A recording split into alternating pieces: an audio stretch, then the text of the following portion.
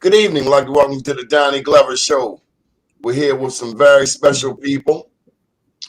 Oh my God. Before I get started, a moment of silence for the Haitians at the border. We got Jackie coming in. Yeah. Jackie, you're going to have to get situated before you come in. We don't do that cinema verte. Sit down. This lady got a cast on and won't sit down. She got a big event coming up Oh my Friday. goodness. Hey, Jackie. There you go. Hi. Very good. Very good, Jackie. Very good. She's taking orders. Y'all two need to, well, you do know each other, right? Are you talking to me? Yes, Yeah. I know Paris. Yes. Now, do y'all know DJ Duke? No, now we don't know DJ. Hey. Oh yeah. Well, Duke, tell them what you do. I'm a DJ. Pretty much every radio station here in Baltimore, DC, Philly, New Jersey, Atlanta, California. So master the radio craft, DJ a lot of local events, AFRAM. Just did African American Culture Festival Saturday. Washington Capitals. It's a lot of Harlem Wizards. So I'm just blessed and highly favored. How did you get started, Duke? Y'all got to hear this. How did I get started? I used to be the director of Cloverdale, the basketball court. And I got tired of paying DJs. And Don, you might not have noticed though. Actually, I was one in the market that day. I think it was John. And you came up to me. It was like, hey, I want to bring on my show. And I didn't even know that he even knew who I was. And that put the battery in my back to do radio. And radio opened up different things for sponsors, like my jewelry sponsors and cars and stuff like that. So that's actually how I got started, from just getting tired of paying DJs. So I just started DJing myself. Started working with the city of Baltimore, and it just went from there. Never looked back. 6 years later. Great. Yeah. Jackie, you can relate to that if I'm not mistaken. And you got tired of paying people and you started doing it yourself too, didn't you? You on mute, Jackie. Yes, I did. I absolutely. I got tired of people messing up my products. I would go to the auction and buy products, get great deals on building supplies, and I would pay somebody to install it. It'd be a hot mess, and then I'd have to pay somebody to tear it all out. Have to get lower quality products on sale somewhere, and then have to pay somebody to get to reinstall. So I just said, forget it. I'll just go to YouTube University, learn how to do things. Yeah. Okay, so to do it yourself as parents, do you have a do it yourself story? Ooh. I've done a lot of different things. I'm a serial entrepreneur.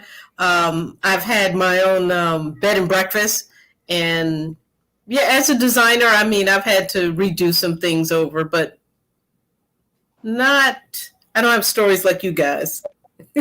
Well, what motivates you, Paris? Excuse me? What's your motivation? My motivation is really supporting and growing Black businesses. I've been doing that for years. And it really started all the way back when I used to work for National Bankers Association. I guess that was my orientation. And for those who may not know, the National Bankers Association represents the nation's minority and women-owned banks. And so I went in there not knowing. I was like, wow, there are Black banks, there are women-owned banks, And so it was really interesting. That's where I got my really introduction also to how we go about supporting African-American tourism and businesses, because I was the conference planner. So they sat me down one day and they said, this is how we do it when we go into a city. They're like, you're going to use that caterer over there, that Black florist over there, and you're going to use that transportation company.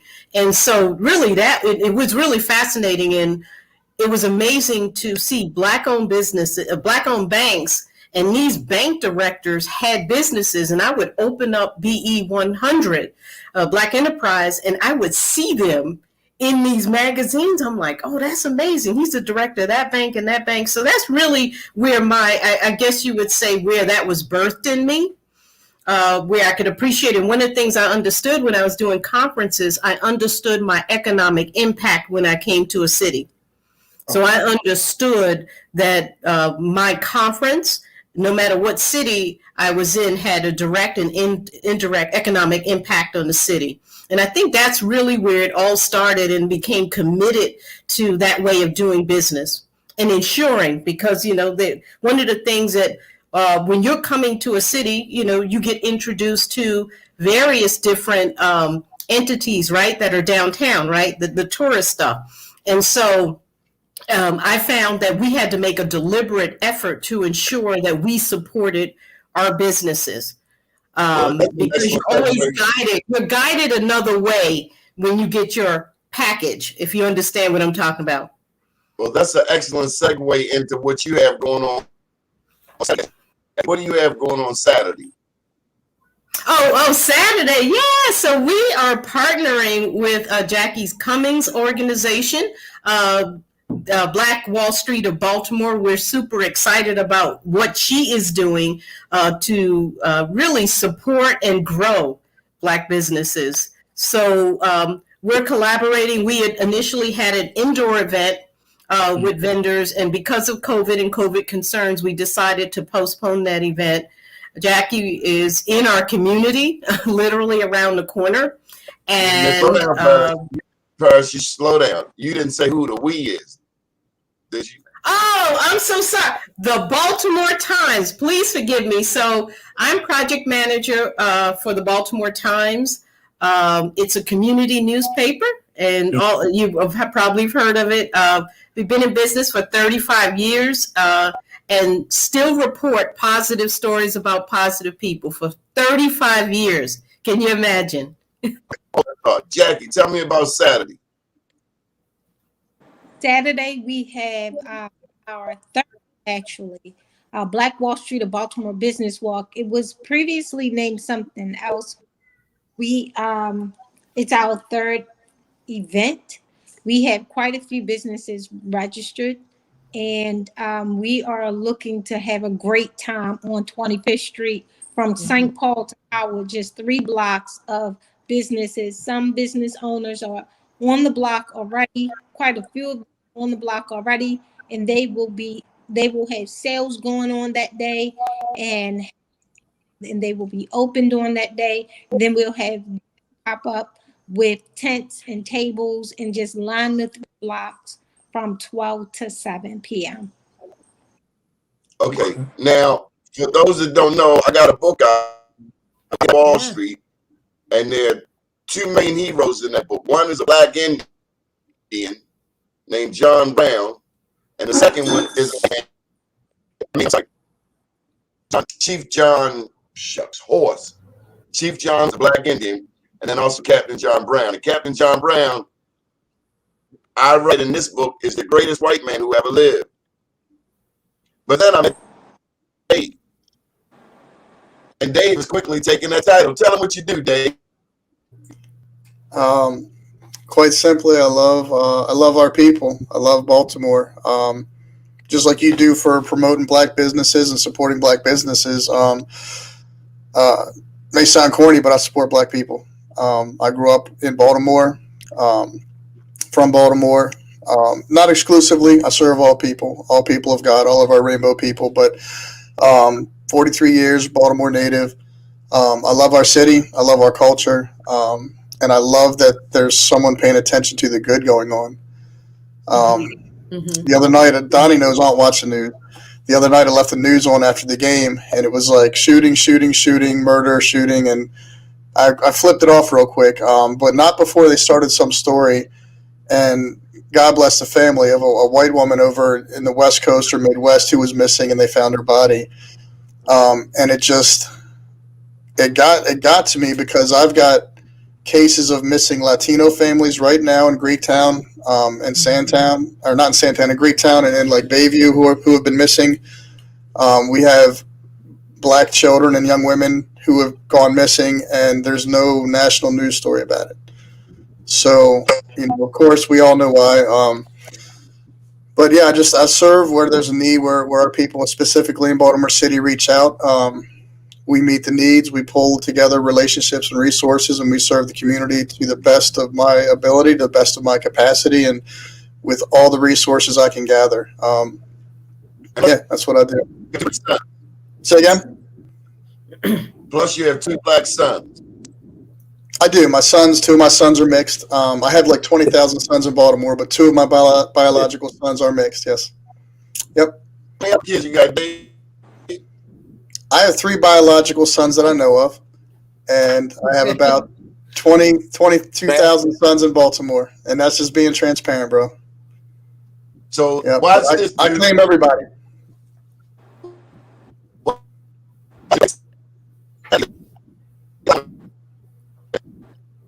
It's kind of, say it one more time. It was breaking Yeah, up. you're breaking up, brother. You're breaking up, Donnie. That's the FBI. Chat, where have you been for the last 6? Last 6 weeks, I know where he's going with this. Last 6 weeks, this will be the 7th week this week on Saturday. In the least, if I'm not doing anything else, every Saturday, 8 a.m., we're over the former William Pinder Hughes School over behind Avenue Market in Sandtown off of Winchester, North Carrollton. Just cleaning up. Just, not taking on the whole thing at once, but just chipping away, cleaning up, cutting the grass, cutting weeds down, picking up needles, sweeping up broken glass, emptying the trash cans. Yeah, we've just been cleaning up little by little, and it's been great. It's Chief Melvin Russell, former Chief Melvin Russell. Something he said to me a long time ago that stuck with me is that wherever you shine the light, darkness is expelled. It's not a struggle. There is no struggle between light and dark. Light always expels the darkness. And so for the past 6 weeks, we've been shining our light over in Sandtown at the playground and the park. And I'll tell you that darkness cannot coexist where light is. So you can definitely tell the difference walking by. You can definitely feel the difference in the vibe in the community just from cleaning up a couple hours every week, and other people notice it, and other people pitching in, and other people saying, when people do throw trash on the ground, hey, bro, like, we are out here cleaning every week. Don't do that. Right. There's like levels of, like Donnie teaches me, there's levels of accountability, and because we're out there, there's other people that are starting to catch on and support, even if it's just with a word, like, hey, bro, pick that up. Even just a word is changing the changing the perspective and changing the mindset. So, and by the way, folks, he does it every Monday. It's down the bottom, shared spaces. Tell them about your Monday show. night. So Monday nights at 7 p.m. every Monday with my sister Quita from Baltimore Homes. We do a show. We do a show. Excuse me. It was originally called a town hall. I don't know that Donnie likes my title much, but I do call it shared spaces intentionally because as a white male growing up in Baltimore, I do serve my people and my community, and I do understand as an ally that it's not always my message or my place to give the message. A lot of times it's my responsibility to give it to you guys or people who don't have. You guys have the mic, right? But people who don't have an opportunity to get to the mic, who need their voices heard, who need to tell their story. It's very important to me. The people doing good in the community get an opportunity to do that and share their experience and share what they're doing.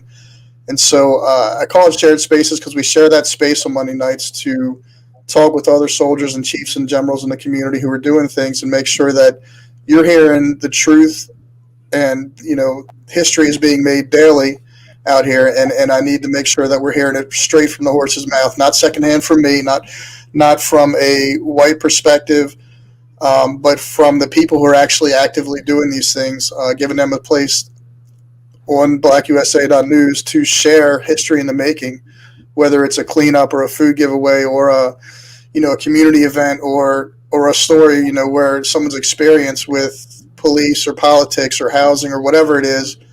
I share, I'm blessed enough to have the opportunity to have a show in the first place. And so I make sure I share it while I got it with our people and make sure that they're heard. Hey, dude, tell them about weren't you on the corner hustling on Pennsylvania Avenue? You said tell me about when I was. Why aren't you now? Oh well, from the beginning, I never was a corner dude. I always idolized. Well, I can say both when they passed away. I always idolized Earl Melvin and Liddy Jones. And, I actually DJ Liddy Jones' funeral. His repast. So I always wanted to be that guy. I never wanted to be the corner guy. So I always wanted to be the guy in charge with the girls, the money. You know what I'm saying? Supportive. So but I just got tired of it. You know what I mean? I love Pennsylvania Avenue. I mean, my whole family's from the Avenue, but at some point, it's not going to go anywhere. You know what I'm saying? So you got to invest your money, or like I said, no disrespect to Liddy, but you want to pass away broke. You know what I'm saying? So I started kind of what Chad was talking about, giving back to the community at Cloverdale. That was the basketball stuff, and I just became a director. Michael Plater passed away, and it was an opening. I stepped up, and then I met Rashawn Brave, Rexha Parks. I met Nick Mosley. That's what got me into politics with Lawrence Bell. I met Donnie, and it just took off from there. I just never looked back. So 6 years I DJ every single day, all day, every day, all day. And you go all over the country? Yeah, well, this week I'm in Orlando Friday night, Tampa Saturday, and back in Orlando Sunday. Then I got Atlanta, Chicago. It's a blessing, man. No complaint. Can I put in a plug real quick? He also makes time for Armstead Gardens, Avenue, Pensy Ave, North and Penn. He makes time for our. He brings it home first.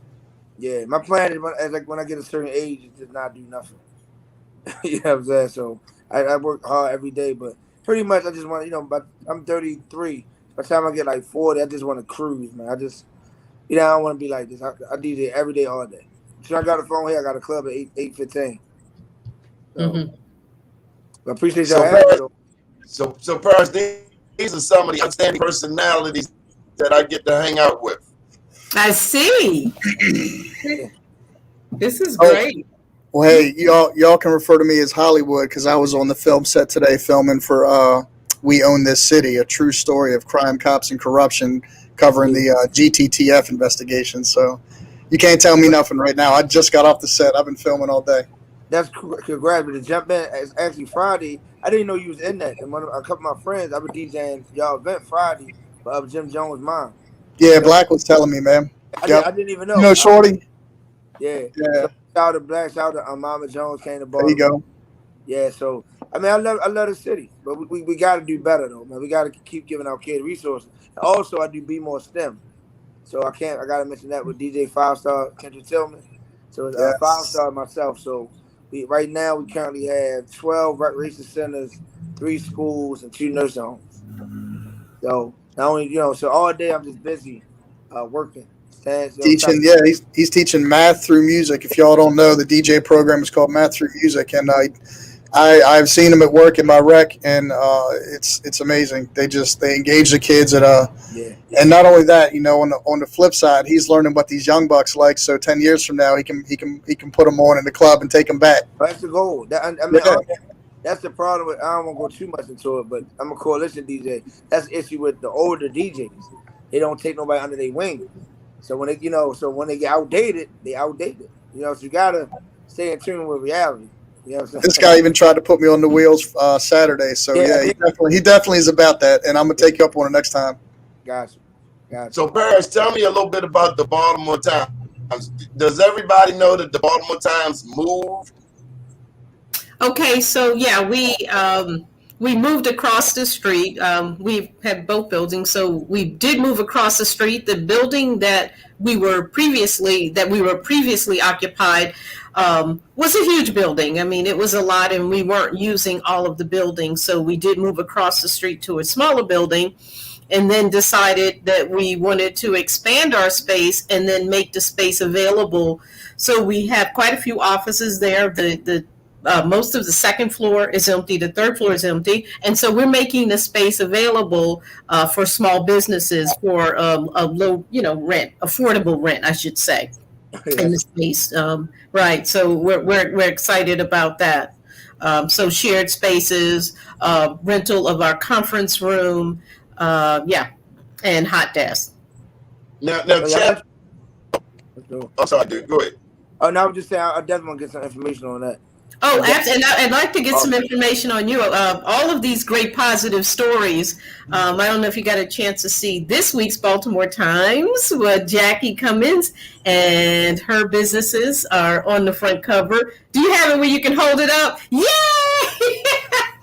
So we also have, she and her group appear not only on the Baltimore Times, but the Annapolis Times, and also on online Baltimore.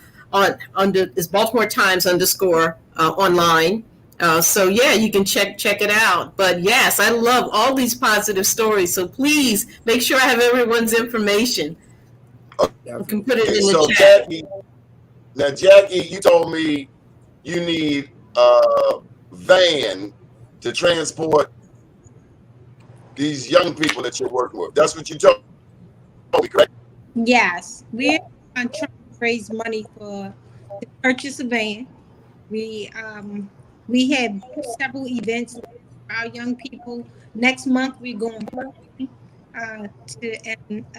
Annapolis. We're going fishing in Annapolis. We have a charter boat. We're going to be going to an organization called Urban Outdoor, and they pay for the children. They get them rods, everything is included for the youth. The youth in our program tax, and we would like to take them to the American Museum and to different places in New York, just to get them exposure outside of Baltimore, to the 9/11 Museum, which was absolutely amazing. And we also need to pick up and provide transportation for them to and from class, because sometimes, especially now during COVID, that's the biggest problem for them. They live towards Emerson Village, and to get to 25th Street is quite a long bus ride for them on a Saturday. And if they're unemployed, then they have to pay for transportation, which sometimes lead to a $20 Lyft ride. And that's a bit much. So listen, there's a private chat on the right-hand side. Put your information in there. But chat might be able to help you. Plus, I think y'all birthday around the same time. I figure y'all. Okay. I might know a guy, but I was going to share that. I think there's a conversation we need to pick up with Quasi's office. Is that before Elijah Cummings passed in 2019, we were working on a grant. So I was going after the MTA. A lot of my youth that we mentor across the city, all these really great events going on. This before COVID. And their biggest obstacle as youth is that they could not get to the events. They don't have licenses. They don't, parents don't have cars. There's a lot of obstacles for different cultures of people in the city, but for the youth, it was transportation. And so we were working with Elijah Cummings' office through, I don't know if I'm allowed to say his name or not, because like I said, I don't do politics, I don't do news, but Joe Kane was helping with that parlay, a negotiation. So Maryland Transportation Authority and Department of Transportation weren't willing to allow the kids to ride the bus for free or any kind of program like that. They just weren't willing to hear it. But what happened was Elijah Cummings' office said, that's fine. We'll just get them a federal grant, $20-some million, and cover whatever money they need to make that happen. Now, it was in the works, and he moved on to his next assignment, and so it kind of stalled out negotiations. But I think there's value there for our youth, and not even incentivized, just across the board. Youth that are in school, if you're in public schools, you can be part of this program to get just to get on the bus on the weekends, to get on the bus during the summer. And I think part of the program is if you're messing up, because there's people that are going to cut up and act a fool and really be jerks about, just in general, because a lot of our young people haven't been shown how to be respectful, and that's okay. They'll learn. But I think here's your card as a student. You can ride for free outside of the school hours, but that can be revoked if you can't be respectful in the bus and to other people around you and drivers and stuff. I think it's something that we should revisit, because all these good things we're doing in the city, we have the infrastructure to get the kids everywhere they need to go. We just need someone willing to say the buses are running anyway. let them get on and get there. Instead of having to try and raise $10,000 for a safe vehicle and then, have to have somebody Maryland transportation certified, commercial. Let me just jump in here. There should be Yeah. money for a bus. Considering all of the nonprofits, Paris, that make money off of this city, it should be transportation. Jackie should not have any problem getting young That's people true. to a program. That's true. But Yeah. transportation is it's just huge. And so I don't know what the solution Yeah. is. I give as many people as I can a ride in my little car. But if I could jump in for 1 second, I mean, I look at it, 'cause I dip and dab into politics and stuff. I did the I Am a Man campaign and stuff like that. We have a lot of millionaires in Baltimore, right? And I DJ in every community. And, a lot of the musicians are millionaires, right? Why can't the community that we service, right, find a millionaire or the person that has the money? They don't have to be an athlete. It could be a store owner or whatever to put the money up and we're serving the community. I think we need to turn the heat up on them and not so much on just everybody. You get what I'm saying? It's like, if I'm from Pennsylvania Avenue, Carmelo's from New York. He grew up in Pennsylvania Avenue. That area, Murphy Home. Why we not talking to him? You get what I'm saying? It's like, no need. Like, I just did an event 2 weeks ago with Tory Lanez out the Sky Blue. He just decided to come to Baltimore. He gave away over $25,000 worth of clothes and book bags and stuff for no reason. He's not from here. But before that, Philadelphia Freeway came. I happened to do that as well with Monster Jam. So I think that the city just got to change our perception on getting help, because we got the help. I just don't think we're attacking the right people. We're stingy. The truth is we're stingy. Yeah, Baltimore, this is Baltimore. Yeah. Paris, I know you thirsty. I know the water fountain's right around the corner. But for some ignorant ass reason, I'm not going to tell you what it is. That's Baltimore. Stingy ass people. Yeah, it's too much money here, man. It's just too much money. It's too many people. I mean, I know personally too many people that got the guy that it wouldn't even hurt them to give us back. Like, so we shouldn't have to. Companies got to give out money. You know what I mean? Yearly, 10% yearly. You know what I mean? So that's why I don't like politics. And we got a lot of black elected officials. They need to inform our community. For instance, Jackie got in the Saturday. We should be seeing politicians from the federal, the state, and the local level showing up there. Hey, Duke, she got 29 businesses in her properties. And none of them going to come because it's not election yet. And then we keep voting them back in. You know what I mean? Like I said, And you know what? If they do come, I'll be the first to ask them, what'd you bring? Besides a camera. But we keep re-electing them. That's what I'm saying. It's just I'm 33. It's a cycle. I mean, you got judges that have been judges on the same board for 33 years. That's why I couldn't do politics, because I come from a different mindset. It's like, you're going to do it, you're going to do it. So it's one. Jackie, have you been able to get any help? What kind of help have you been able to get from the city, or are you getting more help from businesses? I've gotten all of my help from the business. The businesses that are participating pay small registration fees. At 1% registration fees goes to there are some corporations that have that are sponsored, where they provide services on a regular basis. They provide services to different needs. What is that? Did you hear my answer? Yeah, even though it's breaking up a little bit. Paris, what are your thoughts? What can we do to better connect people with the resources? And that's a good question. I was actually thinking about that. As Jackie was talking, it's really about also people knowing. I mean, I had instances where sometimes we have to ask. We don't ask all the time. But that's not the sole problem. I'm not suggesting that. But sometimes it is the ask. I had a conversation with the major fundraiser for the African American Museum, and just the infrastructure necessary for fundraising And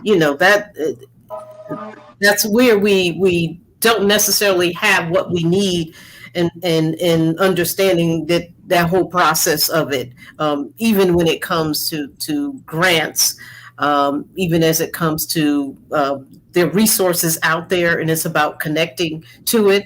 What is the solution or the process? I can't say that I'm sure, but you are absolutely right, Chap. And Duke, is a lot of money out there. And yeah, and I keep thinking to myself, is it about having an entity that fundraises, right, on behalf of um, related organizations? Um, I think that's so for people like I can speak for myself and probably Duke because he's a out of pocket guy. He's a doer. yeah, He's a hustler. And guys like us, and speaking for myself and those I work with in the street and my soldiers, we just out there doing it, and we do mhm, it. And I'll tell you my experience with the grants because you brought it up. yeah, My nonprofit was up for a grant through John Hopkins, and it was a really big grant. Would have done a lot of great things with it, served the community very well with it. We were the lead applicants through the process, and what happened was this is just my experience, and I don't know that this is yeah, common practice or not because I've only gone after one grant. mhm, But it was $250,000 a year for the next 4 years, and we were mapped it out. We did the process well for like a good, I would say almost 3 months. But definitely like 2 months we spent just doing all the paperwork, communicating every day with our grant writer, making sure she had everything was in order, this and that. And during those months or that time that I spent trying to get that grant was time taken away from what we your do in the street. organization, yeah. And so I understand a little bit, right? I understand that the people getting the money, you can't do both. It is hard. It's a challenge. Mhm. Yeah. So like one person can't do both. And so in the end, we discovered that they most likely already had in mind who they wanted to give the grant to. And throughout the process, they amended the application requirements to disqualify everyone but that group that they had already intended to give it to in the first place. Wow. So at that point, I determined, like, why am I asking the government for grants when they've oppressed our people for hundreds of years? Why am I asking Hopkins for grants, who has experimented on our people for at least 100 years, over 100 years? Why are we going to them for the money? Why aren't we asking each other, right? Mhm. And so that's just my experience with the grant writing thing. And I found that if nothing else, if I want the money, I've got to stop what I'm doing to go after it. And that's just not, it's not worth my time. Even if it's $1 million grant, it's not worth abandoning my commitments in the community to chase that money, because then when I get the money, I've lost momentum on what I'm doing in the community, and I'm abandoning those relationships and commitments. So having an organization, and the other thing is that these guys will tell you, I get a lot done. Like, I sleep 3 hours a night. I get a lot done for our people in the city. I'm not good at making money. I know if that was my end game and I monetized everything I do, I'd be a billionaire. But my end game is people, and my treasures are people, and my treasures are relationships. And so my currency becomes my time. And so having, like you just mentioned, having an organization that is good at raising the money and has those relationships, and then having trusted, vetted partners that Yeah. they know they can give the money to and trust that it's going to take care of, communities. I mean, that's a good idea, I want to shift because we gears. can't. I want to Go ahead. shift gears a minute. Paris, tell me about Durham, North Carolina. You went down there and you had a unique experience. I'd like I to had the group. Jackie. You were really like this, and I'm going to pull this up. So, I have a sister girlfriend. Her name is Celeste Beatty. She is the founder of Harlem Brewery, black-owned female brewery in Harlem. And so that's where I met her, in my hometown, Harlem, when I lived there. And she'd been at this for 20 years, 20 plus years. And so she was part of a brewery park. And so she bought a home. I went down there to help her out. And she had been very supportive of my events when I was in Harlem. And so I go down there, and it was an amazing experience. I go down there, and so she's like, well, let's go across the street. And they're doing a lot to you have a lot of blacks down there that are buying up buildings and they're doing some amazing things. So she takes me to a coffee shop that was black owned, and it was pretty cool. And we're drinking beer from her. Then we go to dinner at a black owned restaurant. Then she takes me across the street to a lifestyle place that's black owned, right? And then Time out. I never heard of a lifestyle place. What is that? It's so lifestyle, furniture, designer stuff, lamps and things like that. Forgive me, that's my designer speaking. And then I decided I wanted to stay at a black owned hotel. So that night I actually ended up going to Durham, and I stayed in it's called, what's the name of that place? You said you drove 40 miles to sleep in a black Well, hotel. you know what? So when they said Raleigh, Durham, I thought it was I didn't realize it was 40 minutes away, but nevertheless, had a great experience. And when I got down there, I stumbled upon Black Wall Street. And so I needed some money. So I go to a black-owned bank and I pull my money out. It was pretty cool. And then I go back and so it was amazing because she introduced me. So we walk down the street and all of these people are buying up buildings, and it was crazy. So we go into a shoe store. I don't know if y'all know shoemakers. In New York, we have a lot of those. And that was owned by it was called Master Shoe Repair. The women were black. They owned it. So the whole strip, she takes me across the street to this developer that's doing this building. And she's like, well, my tap room's going to be downstairs. And this developer's black. He owns about 20 buildings. So I said, all you guys need is a dentist, right? Insurance company and a doctor. She said, oh, they right down the corner. They own that big, tall building there, too. My mind was blown. Let me just jump in. For those that don't know, you had 3 Black Wall Street, 3 official ones. One in Tulsa, one in Richmond, specifically in Jackson Ward, made famous by Maddie Walker. And the third one was in Durham, North Carolina. The anchor institution was North Carolina Mutual Life Insurance. So she was literally one of the 3 official Black Wall Street. Yeah, and so it was amazing. I got to recycle my dollar straight up for 3 days. And you know that they say it only stays in our community. What is it, Jackie? Like 6 hours? But one of the things I have to say, Duke and Chap and Jackie, is it is a deliberate effort, right? It was but I tell you, they made it real easy for me.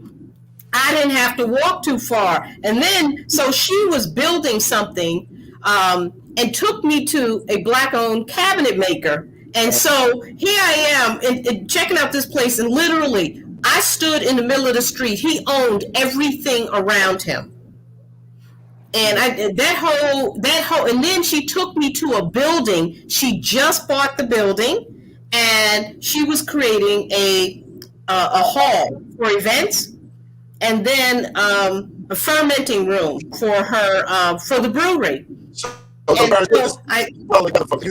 You had a whole ecology of black businesses, right?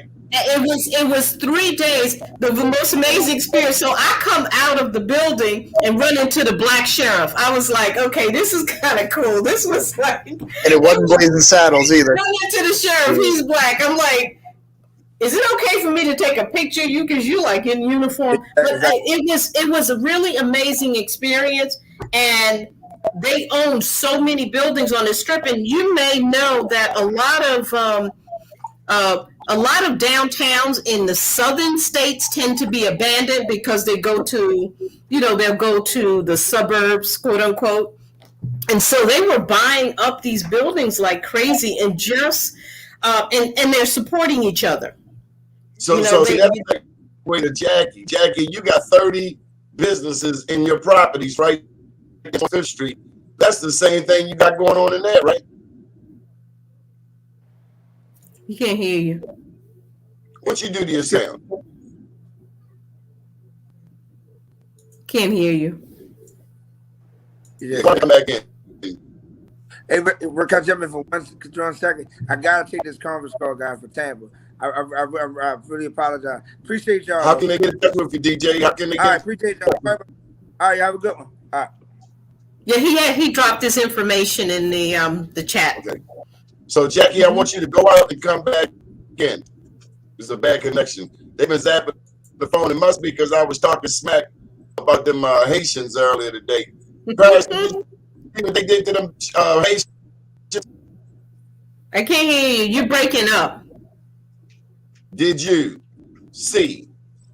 Did you see the Haitian? Oh, yeah, in the whip. Yeah, I saw that last night. That's not cool. Chap, did you see it? No, you know I don't watch the news. What happened? It was crazy. So that image was they had whips and they were on horses whipping the Haitians at the border, like with a whip, and they were running. So you can imagine in your mind, I'm looking at you, I already know what you're thinking. Chapin was like, I looked at that, I'm like, no, not in 21st century am I looking at this. I don't know if you can't see the whip, but they had the whip and they were whipping them and they were on horses and they were running. 2021. In 2021, there it is. That's a better picture right there. You can actually see his hand and the guy running. Jackie, did you see this whip? No. You didn't see the Haitians? You didn't see the Border Patrol Haitians? The border patrol. Yeah, last night it was on the news. Yeah. No.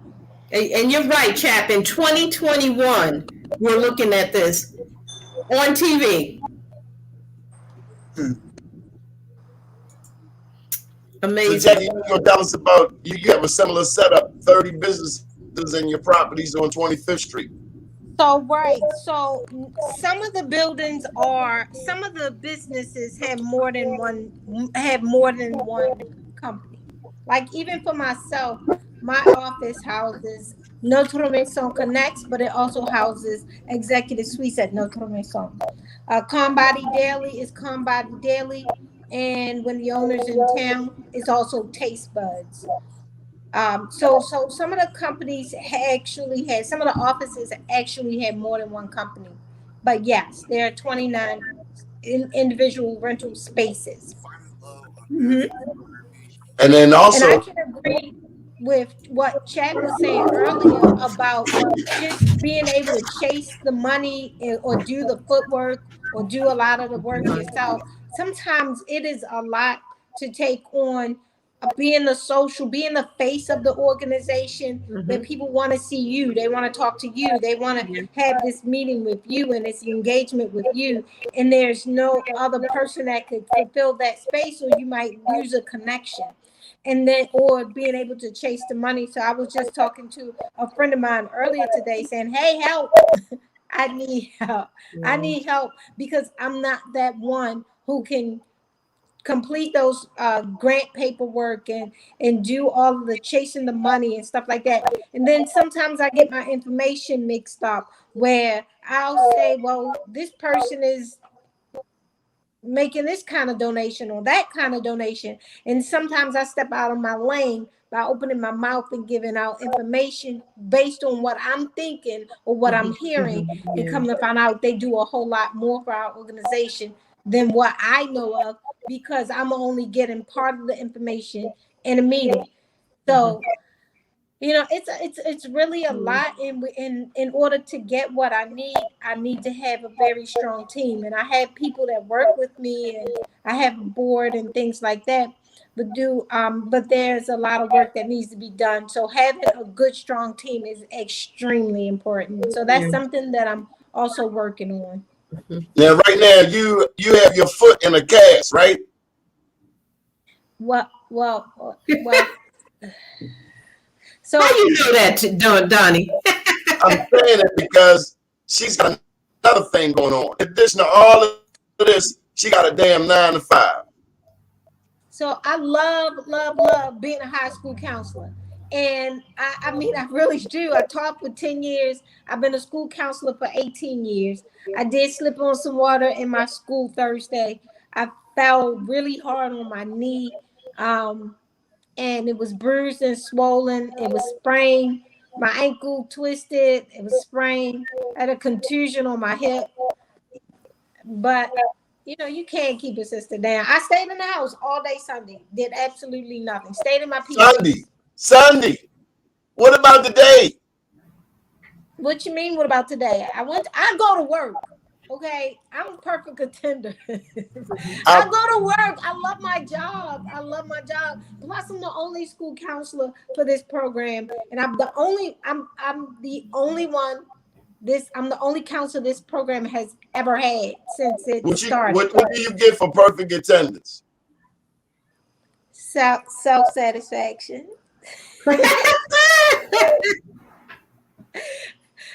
But see, Donnie, the thing is this: if I'm not in school doing my work, one, it piles up, and even more than piling up, I can't be there to address the needs that the children have and the families have coming in, because nobody can do my job. There's nobody. Somebody could do my job, but they're not at my school. So no, if I'm not at work, then my job is not getting done. And I have a problem. When's the last time you've been on an airplane? Recently, a couple of weeks ago. Matter of fact, in August. What did the flight attendant tell you to do in case of emergency? Same thing I tell everybody else to do. Put your oxygen mask on you first. Put your mask on you, because if you pass out, then you won't be able to help anybody. Look, I'm home. What you see behind me is my home. I am home. Sound familiar, Chad? Chad, when do you take off? You muted. I've not heard a word you guys said because I was looking up the Haitian stuff and just still speechless. What'd you say? Chap, I gave you a shout out and everything. Oh man, I'm sorry. I'm sorry y'all put me on, because like I said, I really don't watch the news, man. Yeah, Donnie knows this about me. I do what's in front of me. I do it with excellence. Sometimes stuff I see makes the news, but what is going on, man? What did you ask me, Donnie? It's crazy, isn't it? It is. It's unbelievable. Every Saturday, 8 a.m., I go hang with my family. That ain't hanging out. That's work. Because I don't know. No, it ain't work. It ain't work. You make coffee. You stuff has some chick bring us snacks and water. We get to meet the lovely people. Chocolate cheesecake. I was so glad to be there. Right. That's church. That's my time off, man. For real. 8 o'clock in the fine. Yeah, well, don't knock on Donnie's door at 8 because his dog will bite your head off. All right, so Paris, he'll bite your head off. Paris, you got a chance to come inside, see a little bit of our world. Chap does a show on Monday nights. I do Tuesday nights. Wednesday night is Sister Biz. Thursday night is Black Business Roundtable from Oakland. Friday night is Black USA Crypto News, live from East Bay near San Francisco. Saturday morning is Blackout, live from New York City. Saturday night, we have Michael Haney with the Black USA, with 60 minutes Black USA. Hey, what's going on? What's going on tomorrow night, Donnie? Ain't you got something tomorrow night? Black Wall Street down at number 4 South Central Avenue. It's a former library. Hill. As a matter of fact, I just got the awards today. Jackie has 3 honorees, including Javon Pervians. Says Chimea. What's Chimea's name? Shamea Ray. Chimea Ray, and who else? Michael Ragland. Yeah, now I thought Ragland was a name he made up. That's a real name. Yeah, he's a tattoo artist. His name is Rags. He's a virtual he's a painter. Oh, we got to get him on, because that's a season for. This is the season for tattoos. I think Baltimore Tattoo Museum has a small festival, and then the convention center has the big one coming up. So let's get him on the show. Nah, we don't need no more damn tattoos. We got enough damn tattoos. People got tattoos on their forehead. They done gone too damn far with damn tattoos. Seriously, that's true. Look. You know what I tell the kids? Look on chat face. Because I'm with it. I'm with it. I hear him. I always tell the kids that because I have tattoos, right? But I tell the kids because again, teaching just real basic, like funny, but really basically teaching them self-respect, right? I tell them you don't put bumper stickers on a Ferrari. Woo! Woo! Yeah, That's I'm a right. minivan. That is true. You wouldn't do that. You would not. Mm-mm. That's So right. that shuts them down. Okay.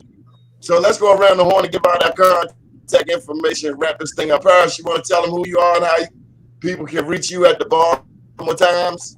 Yeah, so I'm Paris Brown. I am project manager at the Baltimore Times. What does that mean? It means that I do whatever is necessary, whatever we're working on. We are working on some initiatives. And one thing that will be interesting for your team, Jackie, we're creating a digital holiday marketplace for businesses. So we're excited about that, which will launch in November, December. It'll be a year-round marketplace, but we're starting off with digital holiday. So it'll be a lot of interaction, giveaways, really promoting small businesses. It'll be a click-through. So however they sell, whether it's IG, Facebook, or on their website. So we're making that available to small businesses, and we'll also have content that supports that. And so you can reach me at the Baltimore Times, at pbrown@btimes.com. I did put it in the chat. And, B Times Online is our IG. We're on Facebook. You can just kind of go in the search and search Baltimore Times. Our number is 410-366-3900. All right. Okay. Yeah. Jackie, you want to give your final thoughts? I am Jackie Cummings of Executive Suites at Notre Maison, where I lease and provide space and opportunities for businesses to grow. I am also the founder of Notre Maison Connects and the former owner of Notre Maison Tea House, where it all began. We used to do open mic and poetry for 14 years on West 25th Street. And from there became the Executive Suites, where we house all of these Black-owned businesses. And it's just a wonderful opportunity. And inside of Executive Suites at Notre Maison is Notre Maison Connects, our nonprofit organization that is hosting the Black Wall Street, a Baltimore Business Walk, as a fundraiser to highlight Black-owned businesses. Notre Maison Connects is for helping 18 to 21-year-olds. We pay for their transportation. We pay for them to go to driving school. We get them certified in CPR, first aid, and advanced bleed out certification. We work with them for 12 weeks, teaching financial literacy. PNC Bank is one of our big sponsors. They work with them and we take them to the bank. PNC teaches them a class, presents them a class where they learn about banking and CDs and things like that. We teach them about credit. Next month, we are going to an open house. We teach them about home ownership and the importance of home ownership as well. So we teach them smoother transitions into adulthood. Jack, you want to wrap it up?